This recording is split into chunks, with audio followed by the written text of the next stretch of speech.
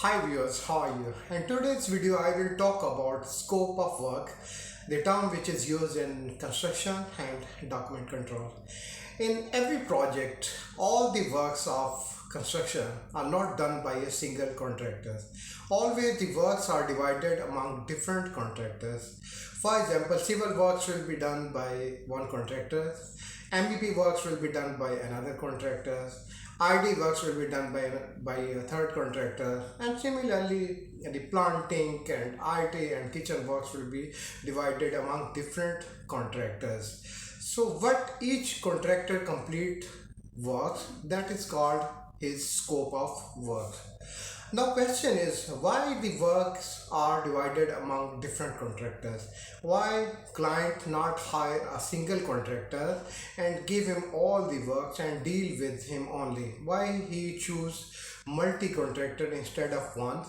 Because it's difficult to handle more people than only one person, and they can talk to one company and take all the works. There are many reasons behind that. So I will talk one by one some of those reasons. The first thing is size of the project.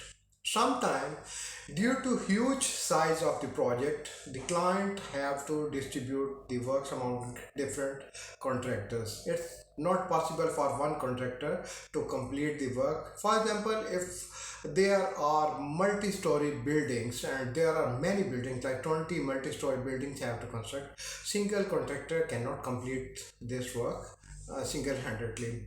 So that's why the works are divided among different contractors. The second reason is expertise of the contractors. It's very difficult to find one single company who has expertise in architecture, civil, MEP, ID, IT, kitchen, landscaping and all. So that's why specialized contractors are found and the works are divided among them. The third reason is resources. Maybe client willing to give work to one contractor, one single contractor. He want to deal with one company. But problem is that that single company don't have enough resources, enough labor resources, enough management resources and other resources so he can complete this work. That's why also the works are divided.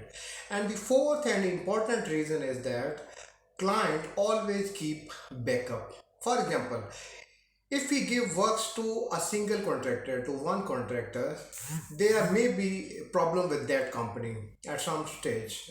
That can be any kind of problem.